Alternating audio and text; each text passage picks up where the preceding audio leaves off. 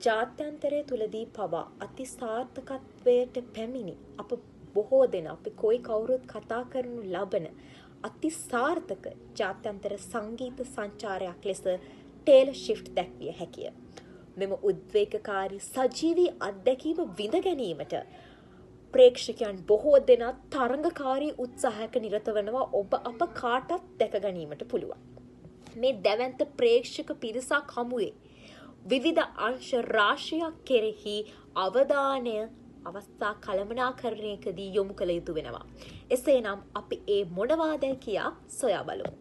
මම DT 21.20 HA නුහන්සි සිතුම්යා දෙව්රිස් Taylor Swift ජාත්‍යන්තර සංගීත ප්‍රසංග සංචාරයකදී ඔවුන් විසින් ප්‍රේක්ෂක සහභාගීත්වය ලබා ගැනීම සඳහා අනුගමනය කරනු ලබන උපාය මාර්ග පිළිබඳව මම මේ මාතෘකාව තුලින් සාකච්ඡා කිරීමට අපේක්ෂා කරනවා. ප්‍රථමයෙන්ම පූර්ව ප්‍රචාරක කටයුතු සිදු කිරීමයි. ඔවුන් මෙම ප්‍රසංගය පිළිබඳව ලොව පුරා විසිරී සිටින රසිකයන්ට මේ පිළිබඳව දැනුවත් කිරීම සඳහා WhatsApp, Instagram, Facebook, Twitter, TikTok වැනි සමාජ මාධ්‍ය වෙබ් අඩවි හරහා ප්‍රවෘත්ති මාධ්‍ය හරහා මේ පිළිබඳව විවිධ ඡායාරූප, පෝස්ටර්, වීඩියෝ පට ආදිය බෙදා හැරීම සිද්ධ කරනවා. අන්තර්ක්‍රියාකාරී අන්තර්ගත ප්‍රසංගයට පෙර රසිකයන්ට අන්තර්ක්‍රියා කළ හැකි ප්‍රශ්න විචාරාත්මක වැඩසටහන්, ඡායාරූප තරඟ සහ අභියෝග වැනි දෑ සමාජ මාධ්‍ය හරහා පැවැත්වීම. සුවිශේෂී VIP අත්දැකීම්. VIP ප්‍රවේශපත්‍ර මිලදී ගන්නා රසිකයන්ට සුවිශේෂී ප්‍රවේශපත්‍ර ඇසුරුම් ලබා දීම. ඒ වගේම VIP ප්‍රවේශපත්‍ර මිලදීගත් රසිකයන්ට ප්‍රසංගයේ පෙරහුරු නැරඹීමට අවස්ථාව ලබා දීම. ඒ වගේම ඔවුන්ට මෙම ප්‍රසංගය පිළිබඳව කිසිදා අමතක නොවන ආකාරයට අත්දැකීමක් ලබා දීම සඳහා ප්‍රසංගයෙන් අනතුරුව ඔවුන්ට වටිනා සිහිවටනයක් ලබා දීම. ප්‍රසංගයෙන් පසු රසිකයන්ගේ අදහස් ප්‍රතිචාර ලබා දීම සහ ඡායාරූප වීඩියෝ පට බෙදා හැරීම වගේම අනාගත ප්‍රසංග පිළිබඳව ඉඟි පළ කිරීම. සංගීත ප්‍රසංගයේ අතරතුර ප්‍රේක්ෂකයන්ට ප්‍රසිද්ධ ගීත කොටස් ගායනා කිරීමට අවස්ථාව ලබා දීම. ප්‍රේක්ෂකයන්ගේ අවධානය යොමු වන ආකාරයට විවිධ විචිත්‍රවත් සැරසිලි, විචිත්‍රවත් වේදිකා ප්‍රේක්ෂකයන් දෙසට විහිදෙන ආකාරයේ විශාල වේදිකා ආදිය ඉදිකිරීම. ප්‍රසංගයේ ආකර්ෂණීය වැඩි කර ගැනීමට විවිධ නර්තන ප්‍රසංග, ඒ වගේම විවිධ සංදර්ශන සහ තිර ආදිය භාවිතා කිරීම. මේ ආදී සියලුම කරුණු ඔස්සේ උන් ප්‍රේක්ෂක සහභාගීත්වය මෙම ප්‍රසංගය සඳහා ලබා ගැනීමට අනුගමනය කරනු ලබන ක්‍රියාමාර්ග බවට පත් කර ගන්නවා. ටේලර් ස්විෆ්ට් සංගීත ප්‍රසංග සංචාරයකදී වෙළඳ නාමකරණය සහ අලෙවිකරණය භාවිතා කරනු ලබන ආකාරය මෙම මාතෘකාව තුළින් සාකච්ඡා කිරීමට අපේක්ෂා කරනවා. ශක්තිමත් වෙළඳ නාම අනන්‍යතාවය. ටේලර් ස්විෆ්ට් ඇයගේ සංගීතය, පෞද්ගලිකත්වය සහ ඇයගේ රසිකයන් සමග ඇති සම්බන්ධතාවය වටා ගොඩනගාගත් ඉතාමත් ශක්තිමත් වෙළඳ නාම අනන්‍යතාවයක් ඇත. ඇයගේ සෑම සංචාරයකටම ආවේනික වූ තේමාවක්, දෘශ්‍ය නිර්මාණ සහ ඇඳුම් පැළඳුම් ඇතුළත් වන අතර එමගින් රසිකයන්ට අමතක නොවන ආකාරයේ අත්දැකීමක් ලබා දී. සමාජ මාධ්‍ය භාවිතය. ටේලර් ස්විෆ්ට් ඇයගේ සංචාර ප්‍රවර්ධනය කිරීමට ඇයගේ රසිකයන් සමග ඍජුවම සම්බන්ධ වීමට සමාජ මාධ්‍ය භාවිතා කරයි. ඇය වේදිකාවේ පිටුපස දර්ශන, පෙරහුරු දර්ශන සහ රසිකයන් සමග බෙදා ගනී.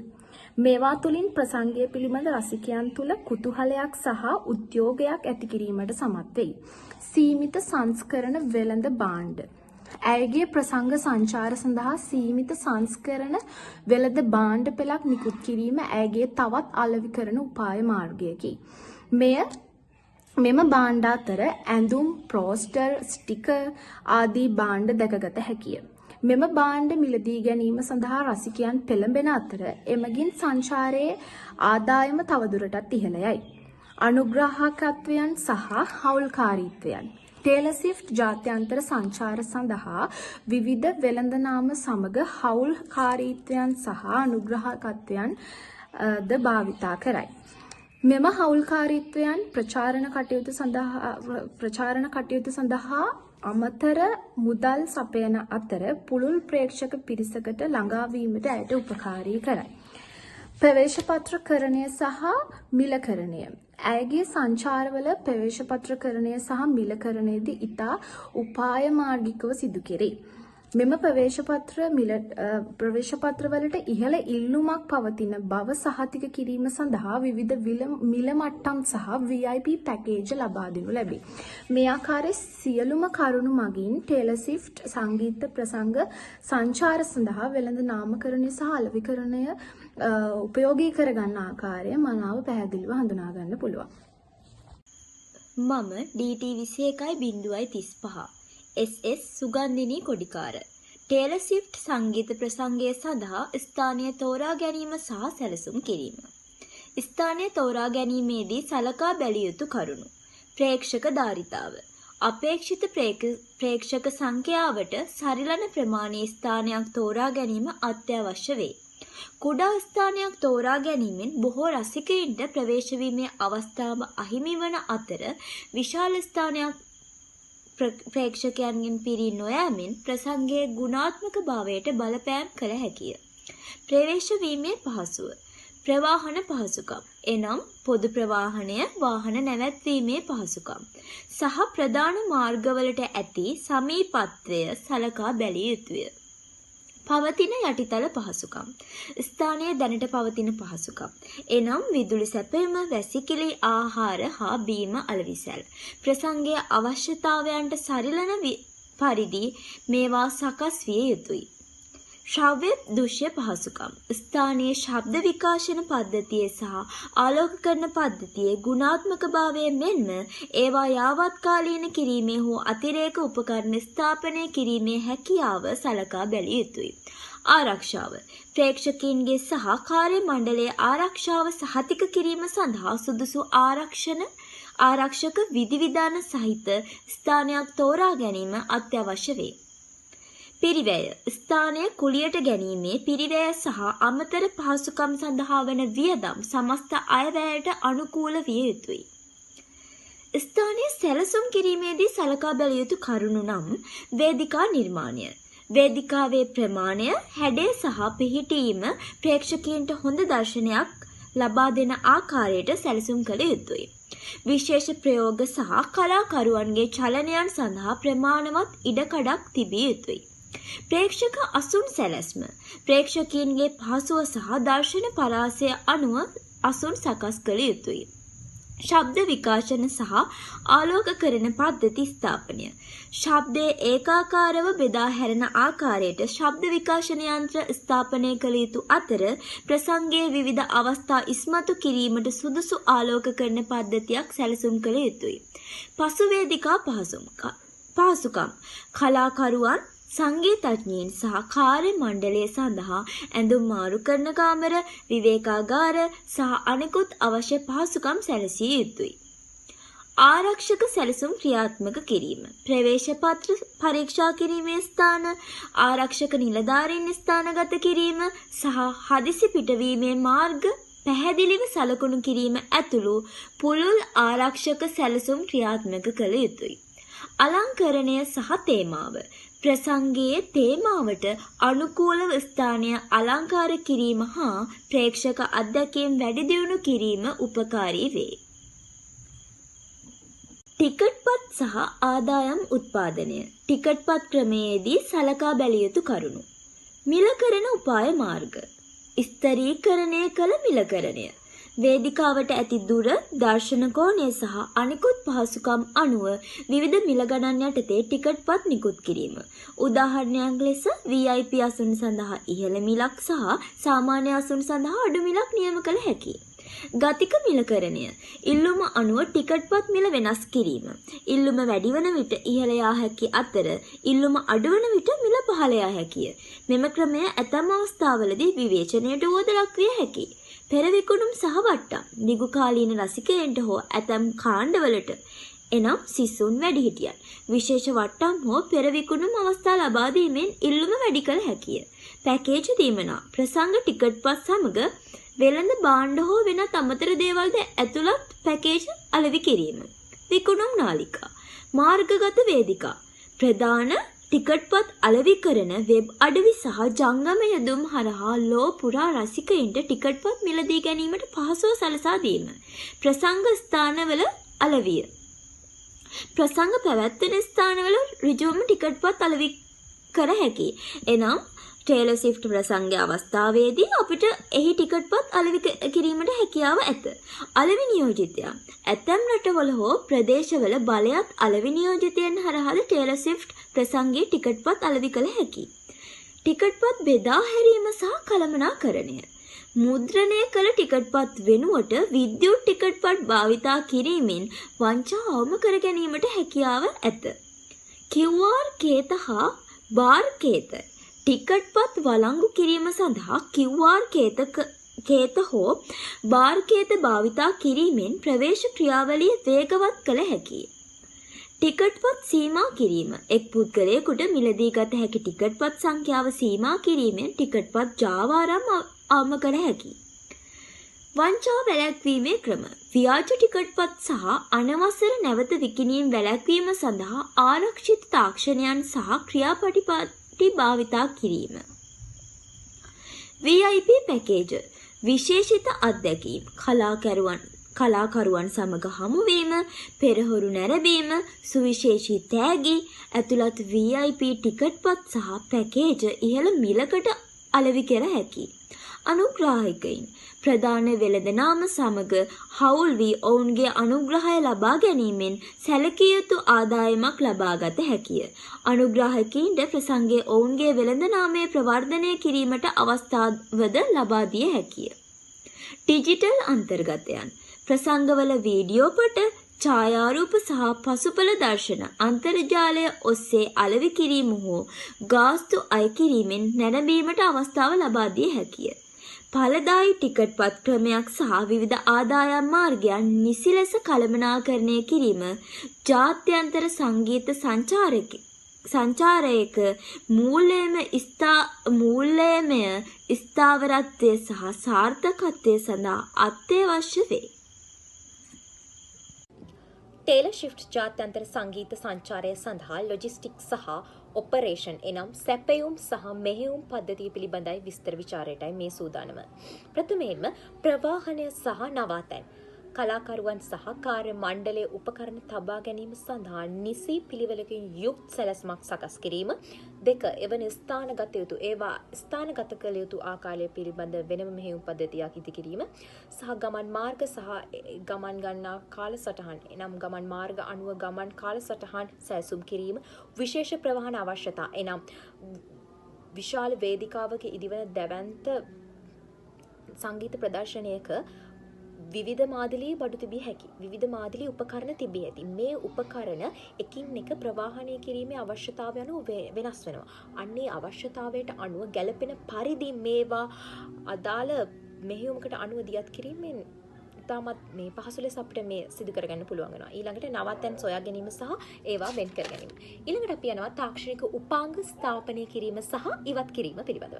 විශේෂයෙන්ම sound system, LED volt, videography camera මේවා නිසි පරිදි ස්ථානගත කළ යුතු දැවැන්ත සංගීත ප්‍රදර්ශනයක මේවා නිසි පරිදින් ක්‍රමවත්ව ස්ථානගත කළ යුතු වෙනවා.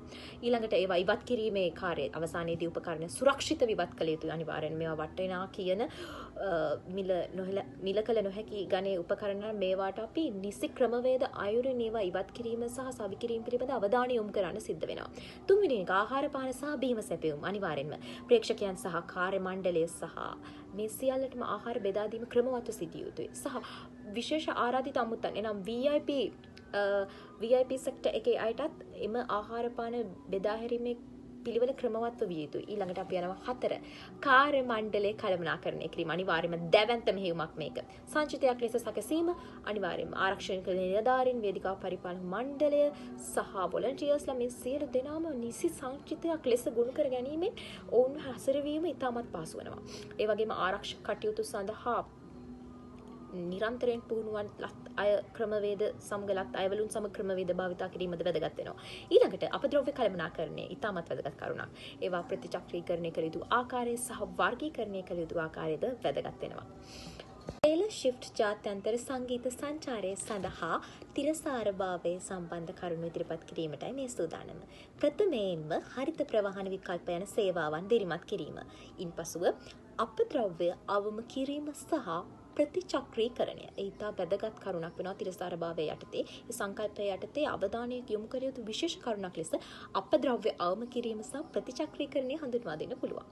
ඉන්පසුව බල ශක්ති කාර්යක්ෂමතාවය, තිරසාර සැපයුම් කරුවන් පිළිබඳ අවධානය යොමු කිරීම සහ ප්‍රේක්ෂක දැනුවත් කිරීම. මෙන්න මේ ආදී කරුණු ලෙසින් තිරසාරභාවය සම්බන්ධ කරුණු මෙසේ ඉදිරිපත් කර හැකියි. DT 20.1 කේපියුම් කෞශල්‍ය සෙව්වන්දී මීළඟ අංගය තමයි අර්බුද කළමනාකරණය. මේ සඳහා අපි මුලින්ම අපිට පැමිණිය හැකි අර්බුද මොනවද කියලා කුඩා ලයිස්තුවක් සදා ගන්නවා. මෝටර රථ අනතුරු, අයහපත් කාලගුණය, ආරක්ෂක සහ වාණිජමය අර්බුද වගේ දේවල් මේ ලයිස්තුව තුළ අපි ලයිස්තුගත කරනවා. එතනින් පස්සේ මේ හැම අර්බුදයකදීම ඉක්මනින් ක්‍රියාත්මක විය හැකි කණ්ඩායම් ඇති කරන්නට බලාපොරොත්තු වෙනවා. හිදී ආරක්ෂක කණ්ඩායම්, ඊට පස්සේ හොඳ වෛද්‍ය කණ්ඩායමක්, ඒ වගේම අවස්ථා අධීක්ෂණ නිලධාරීන් මුළු ප්‍රසංග භූමිය පුරාම අපි ක්‍රියාත්මක කරනවා. බැරි වෙලාවත් ඕවර්ක්‍රවුඩින් අවස්ථාවක් ආවොත් සුවිශාල ප්‍රේක්ෂක පිරිසකට අප පහසුකම් සපයන්නේ කොහොමද කියන එකේදී අලුත් පිවිසුම් මාර්ග සහ පිටවීම මාර්ග ඇති කිරීමට අපි බලාපොරොත්තු වෙනවා. ඒ වගේම උන්ට රැඳී සිටීමට ස්ථාන නිර්මාණය කිරීමටත් අපි සූදානමින් ඉන්නවා. ප්‍රවෘත්ති හා සංනිවේදන අර්බුදයක් පැමිණියහොත් ඉක්මන් දැන්වීම ලබා දීම සඳහා LED තිර පාවිච්චි කරන්නට අපිට පුළුවන්. ඒ වගේම අපේ ප්‍රධාන වෙබ් අඩවිය සහ සමාජ මාධ්‍ය ජාලා හරහා ශීඝ්‍ර ප්‍රවෘත්ති සංනිවේදනයකට යෙදෙන්න අපිට පුළුවන්. සමස්ත වශයෙන් මුළු උත්සවය තුළම මුළු උත්සවය සඳහාම මුළු ප්‍රසංගය සඳහාම අවස්ථා ආවරණ මේ අවදානම් ආවරණ රක්ෂණයක් ලබා ගැනීමට අපි කටයුතු කරනවා. මම හිතනවා මේ තත්ත්වය තුළ අපිට අර්බුද කළමනාකාරීත්වය කරගන්නට පුළුවන් කියලා.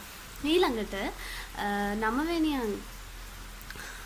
ඊළඟ අංගය විදිහට සහයෝගීතාවය, අපේ අනෙක් පාර්ශවකරුවන්ගේ සහයෝගීතාවය ලබා ගැනීමේදී විශේෂයෙන් රජයේ ආයතන සමග සහයෝගීතාවයක් නිර්මාණය කර ගැනීමට අපිට සිද්ධ වෙනවා.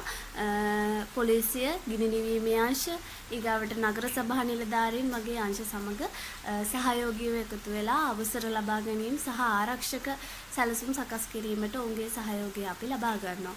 ඒ වගේම ස්ථාන කළමනාකරුවන් සමග සහයෝගයෙන් කටයුතු කරමින් අපේ වේදිකාව, එහි ආරක්ෂාව, පාකින් වගේ පහසුකම් සහ ප්‍රසංග භූමිය සම්බන්ධයෙන් අනිකුත් පහසුකම් සපුරා ගන්නට ඔවුන් සමග සහයෝගයෙන් කටයුතු කරනවා. ප්‍රචාරණ සහ මාධ්‍ය සහයෝගීතාවය අපිට විශේෂයෙන් අවශ්‍යයි.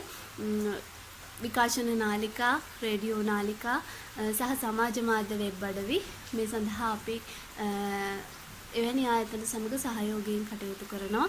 ඒ සහරහා අපිට පුළුවන් අපේ ප්‍රසංගයේ විකාශනය සහ ප්‍රචාරණ කටයුතු සිදු කරගන්න. අනුග්‍රාහකයන් සමග සහයෝගයෙන් කටයුතු කරමින් බොහෝ වෙලාවට ප්‍රධාන අනුග්‍රාහකයන්ගේ වෙළඳ නාමය සහ ඔවුන්ගේ නාමයන් ප්‍රදර්ශනය කිරීමට ප්‍රසංගය තුළ අවස්ථාවක් සැලසීම මගින් ඔවුන් සමග සහයෝගයෙන් කටයුතු කරන්නට අපිට හැකියාව ලැබෙනවා. ඒ වගේම ඒ අවට දේශීය ව්‍යාපාරික ප්‍රජාවගේ ආහාර පාන, වෙළඳ සැල්, වාණිජ අවස්ථාවන් සමග සාකච්ඡා කරමින් ඔවුන්ගේ සහයෝගය සඳහා ලබා ගනිමින් දේශීය වාණිජමය අවස්ථාවක් කර ගැනීමටද මේ ප්‍රසංගය උන්ට අපි ඔවුන්ගේ සහයෝගය ලබා ගන්නවා. ඉතින් මම හිතනවා මේ තත්ත්ව දෙක තුළ අර්බුද කළමනාකාරීත්වය සහ අනෙකුත් පාර්ශවකරුවන්ගේ සහයෝගය ලබා ගැනීම තුළින් අපේ ප්‍රසංගය වඩාත් සාර්ථක කර ගැනීමට හැකියාවක් ඇති බව. මීළඟට ටේලර් ස්විෆ්ට්ගේ ජාත්‍යන්තර සංගීත සංචාරය සඳහා තාක්ෂණය භාවිතා කරන්න කොහොමද කියලා අපි බලමු. පළවෙනි උදාහරණය විදිහටම ගන්නවා උසස් තත්ත්වයේ ශ්‍රව්‍ය දෘශ්‍ය පද්ධති හැවත් high quality AV system. මේකෙන් පුළුවන් ප්‍රේක්ෂකයින්ට වඩාත් සජීවී පැහැදිලි අත්දැකීමක් ලබා දෙන්න. LED දෘශ්‍ය තිර හැවත් LED screen මේකෙන් පුළුවන් විශාල කරලා පැහැදිලිව දවසේ කොයි වෙලාවක වුණත් විශේෂයෙන්ම රාත්‍රියේ අපි ගොඩක් වෙලාවට මේ වගේ ඉවෙන්ට්ස් පවත්වන්නේ. ඉතින් රාත්‍රී කාලයේ වුණත් ගායිකාවගේ රූපය ගොඩාක් පිරිසක් බලන එනවා නම් ඒගොල්ලන්ට පිටිපස්ස ඉන්න කෙනාට පැහැදිලි නැති නිසා අපිට පුළුවන් වඩාත් පුළුල් තාක්ෂණයේ භාවිතය යොදාගෙන සජීවී ලෙස අපිට ප්‍රේක්ෂකයාට ලබා දෙන්න පුළුවන්. ඒ වගේම තමයි 3D සහ 360 digit projection. මේකෙන් පුළුවන් වටපිටාව සමග ගැළපෙන ආකර්ෂණයට තිරදර්ශනීය අපිට ප්‍රේක්ෂකයා වෙත යොමු කරන්න. ඒ වගේ තමයි surrounded sound system. මේකෙන් පුළුවන් බහුමාධ්‍ය ශ්‍රව්‍ය දෘශ්‍ය පද්ධතිය හැවත් Dolby Atmos මේ වෙනකොට ලෝකෙ පුරා ප්‍රසිද්ධ වෙලා තියෙන හොඳම සවුන්ඩ් සිස්ටම් එක විදිහට අඳුනලා දීලා තියෙනවා Dolby Atmos කියන දේ. ඉතින් මේකෙන් පුළුවන් ප්‍රේක්ෂකයින්ට ඕනෑම තැනක සිට සාමාන්‍ය ශ්‍රව්‍ය ගුණාත්මක භාවයක් ලබාගෙන ඒගොල්ලන්ට සංගීතය රස විඳින්න. දෙවෙනි එක විදිහට පෙන්වන්න පුළුවන් digital ticket පත් සහ ප්‍රවේශ පාලනය. Digital tickets and access control. මේකෙන් පුළුවන් පිවිසුම් ක්‍රියාවලිය වේගවත් කර ආරක්ෂාව වැඩි කරලා අපිට ටිකට්ස් ප්‍රේක්ෂකයාට ලබා දෙන්න. ඒ වගේම තමයි QR කේත සහ NFC ටිකට් පත්. මේක පුළුවන් ජංගම දුරකථනයට ඇප් එකක් හරහා යොමු කරලා ප්‍රේක්ෂකයාට තමන් ඉන්න තැන ඉඳලම ටිකට් පත් ලබා ගන්න. ස්කෑන් සහ ටර්න්ස්ටයිල් ස්වයංක්‍රීයව ටිකට් පත් පරීක්ෂා කිරීම. මේ මගින් කරන්නේ ස්වයංක්‍රීයව එහෙමත් නැත්නම් අපිව සජීවීව හම්බෙන්නේ නැතුව තාක්ෂණයේ භාවිතය මගින් ස්වයංක්‍රීයව ටිකට් එක පරීක්ෂා කරලා එයාට සංදර්ශනය සඳහා ඇතුළු වීම සහ ඒ රසදිවට අවස්ථාව ලබා දෙන්න පුළුවන්. පිවිසුම් අවසර අධීක්ෂණය අපි සාමාන්‍ය පරිදි පරිදි පිවිසුම් දොරටුවේදී අධීක්ෂණවරු ඉන්නවා. ප්‍රවේශ පළවල VIP staff general zones වෙනුවෙන් වෙන් කරලා එන කෙනා ලබාගෙන තියෙන ටිකට් එක අනුව අපිට පුළුවන් ඒ ස්ථානවලට යොමු කරන්න. තුන්වෙනි උදාහරණ විදිහට පෙන්වන්න පුළුවන් ජංගම යෙදුම් හා මොබයිල්ස් apps. මේ වෙනකොට ලෝකෙ පුරා ප්‍රසිද්ධ වෙලා තියෙන මොබයිල් apps ප්‍රේක්ෂකයන්ට සියලු තොරතුරු එක තැනකින් ලබා ගන්න මේකෙන් වැඩි පහසුවක් ලබා දෙනවා. ඉතින් event schedule and lineup, interactive maps වේදිකා එතකොට මිනිස්සුන් එන ප්‍රේක්ෂකයන් සඳහා අවශ්‍ය ආහාර පාන එතකොට ආපසු යන මාර්ග ඕපනින් එක සහ එක්සිට් එක කොහෙද තියෙන්නේ ඒ වගේම තමයි ඒගොල්ලන්ට අවශ්‍ය සනීප ආරක්ෂක පහසුකම් කොහෙද තියෙන්නේ කියන එක අපිට ඇප් එකක් මගින් ලබා දුන්නාම ප්‍රේක්ෂකයාට පහසුවෙන් මේ දේවල් ඇනලයිස් කරලා ඒ තැන් වලට එන්න පුළුවන්. පුෂ් නොටිෆිකේෂන් එකවත් යාවත් කාලෙන දැනුම් දෙන. ඒ වගේම තමයි මර්චන්ඩයිසිං ඕඩරින් වෙළඳ භාණ්ඩ පෙරෑනුම් සහ ප්‍රදර්ශනය live update and announcement. live updates මේ වෙනකොට social media හරහා අපිට දැනුවත් කරන්න පුළුවන්. announcement කියන්නේ ඒ වගේම social media සහ රූපවාහිනියම් හෝ තමන් භාවිතා කරන ඕනම තාක්ෂණික මෙවලම් මගින් අපිට ලබා ගන්න පුළුවන් ලේසිම තොරතුරු. හතරවෙනි උදාහරණ විදිහට පෙන්වා දෙන්න පුළුවන් සමාජ මාධ්‍ය ඒකාබද්ධතාවයේ හෙවත් social media integration. මේ වගේන් පුළුවන් සජීවී අන්තර්ක්‍රියා විකාශනය සහ ප්‍රචාරය වැඩි කරන්න.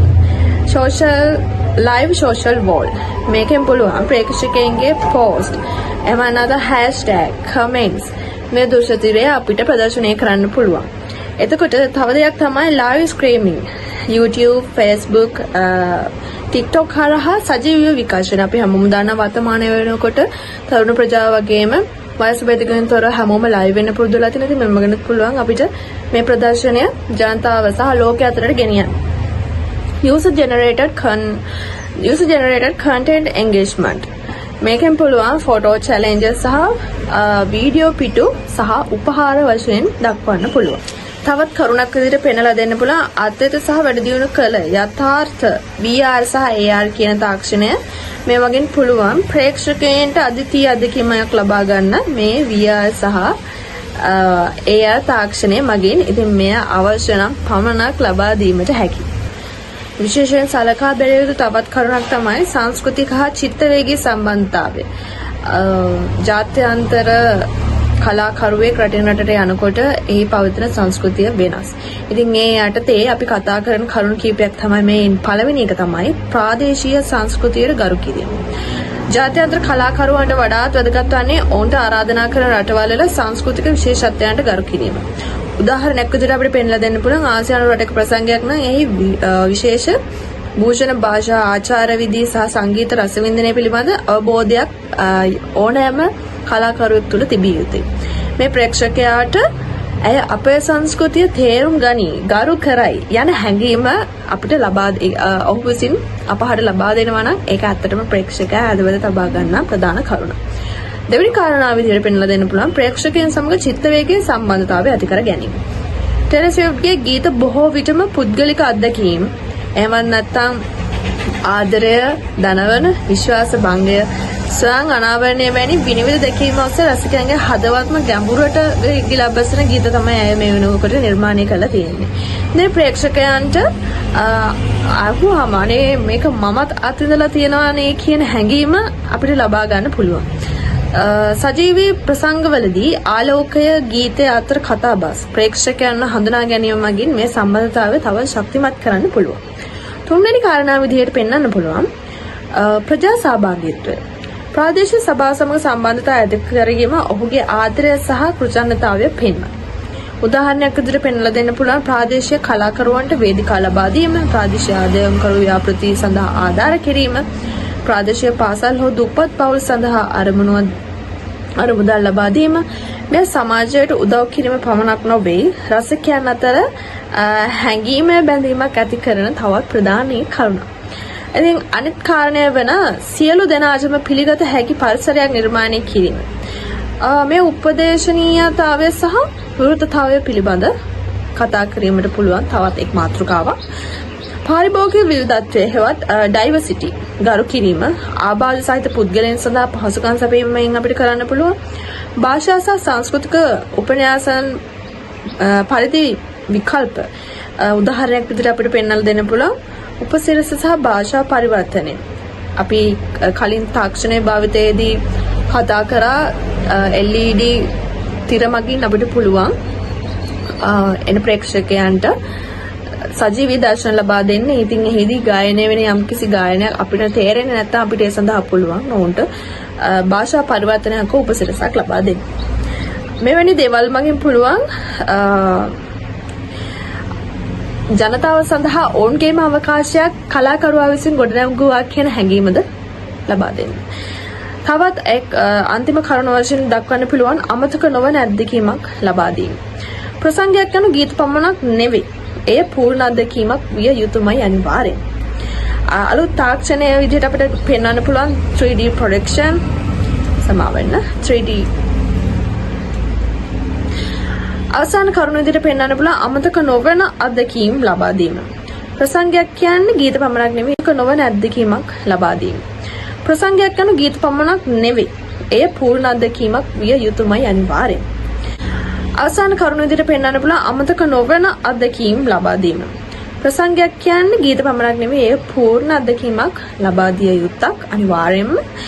අමතක නොවන අත්දැකීමක් ලබා දීම විදිහට අවසාන මාතෘකාව පෙන්වලා දෙන්න පුළුවන්. ඒකදී ප්‍රසංගයක් කියන්නේ ගීත විතරක් නෙමෙයි ඒක පූර්ණ අත්දැකීමක් වෙන්න ඕනේ. එන ප්‍රේක්ෂකයා සඳහා ඒදී අලුත් තාක්ෂණය අපි දන්නවා 3D projection, LED walls තාක්ෂණ භාවිතයේදී අපි මේ ගැන කතා කරා. ස්පෙෂල් ඉෆෙක්ට්ස් අපේක්ෂා නොකළ වේදිකාංග අමුත්තන් සජීවී සංනිවේදනය ඒ වගේම තමයි අත්දැකීම් අවකාශය අපිට මේක තවත් විස්තර කරනවා නම් pop up booths fan interactive space මේ ප්‍රේක්ෂකයන්ගේ සිත සතුටින් පිරෙන අයුරින් වසර ගණනාවක් අමතක නොවන සංසිද්ධියක් බවට පත් කරවන්න පුළුවන් තවත් එක් ප්‍රධාන කරුණක්. මේ සියල්ල ඔස්සේ ජාත්‍යන්තර මට්ටමේ කලාකරුවන්ට පුළුවන් රටක සීමා ඉක්මවා යන ස්මතු කරන සම්බන්ධතා නිර්මාණය කරන්න.